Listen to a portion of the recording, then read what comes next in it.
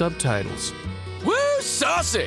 Zaxby's. As we head into the hectic holiday season ahead, it can be very easy to get stressed out, and that stress can quickly lead to a mental and physical imbalance. So it's a great time for us to welcome Dr. Laverne Barnes to the show. She is a family practice physician specializing in the mind, body, and spirit connection. Good morning to you. Good morning. Good morning. So glad to be here. Glad to have you here, ahead of the curve, as they say. So I guess that stress, the danger of it, is that it can sneak up on you before you know it, right?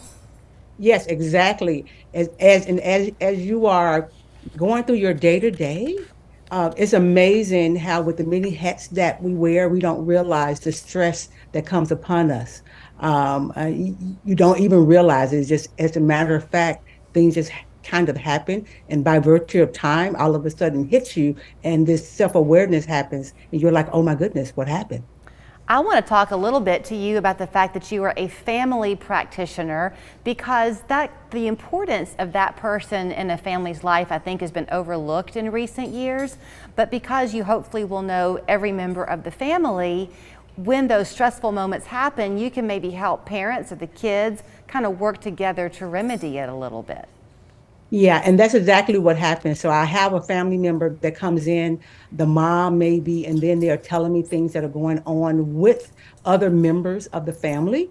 And then once I identify those things individually, sometimes I have them come in collectively to address some things. So it's not just dealing with their physical well-being. We also deal with their emotional and their mental well-being as well, and are able to identify the stresses that are in their life fairly early on.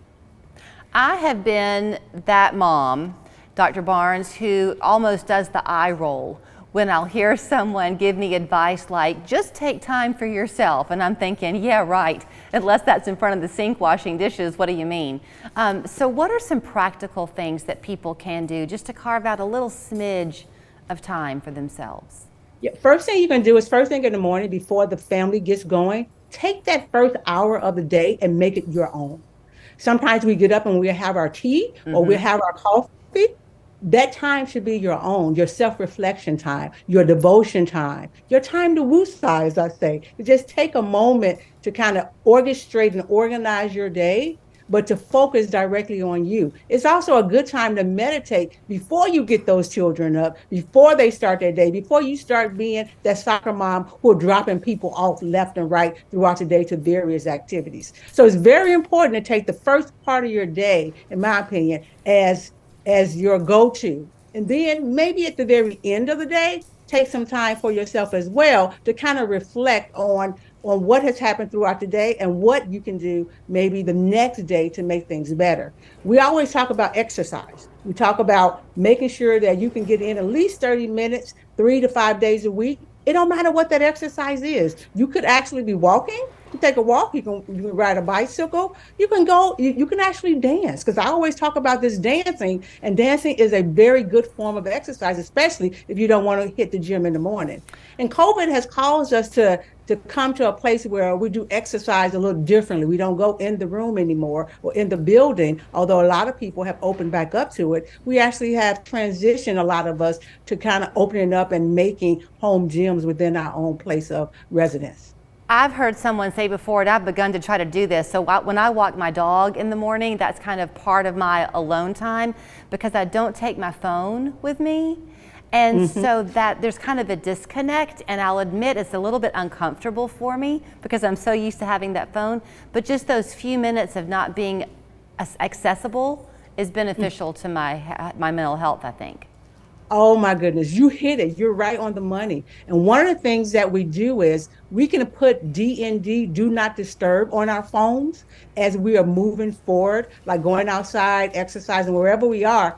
Even at the end of the day, instead of making yourself, as a doctor, I'm always available to people, right? But in order to have my own time, that DND feature on your cell phone, do not disturb, it actually goes a long way, because it actually gives you your autonomy back as being able to take control over your own time.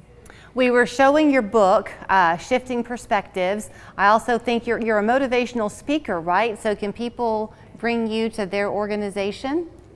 Yeah, exactly. As a matter of fact, what I do is I actually go into companies and to teach a leadership training program, which is directed toward health and wellness. So I teach these techniques that help leaders to begin to have a balance with life and work. That balance, that word balance is an oxymoron because you really can't get balance when you're working 60 hours a week and still have to be mommy, wife, auntie, sister, and all of those things. But what we like to do is to create that life work harmony where there are some balances that you can do that can help yourself. So, yes, my company is called Provisional Wellness. It is a consulting firm where we go in and do health and wellness training for leaders in healthcare, in the healthcare industry, but it's also an avenue of which where my book stemmed from, Shifting Perspective. It talked about burnout, especially for those of us who were in healthcare. I thank you so much. We have to wrap it up, but we thank you Okay. so much for your time. All right. Thank you so much for the opportunity. Loved it. Want a flatter, tighter tummy? Then check out new Ab EX from Sono Bello. Doctor, after my pregnancies, my body just never bounced back. I had this stomach overhang that made me really self-conscious. It's not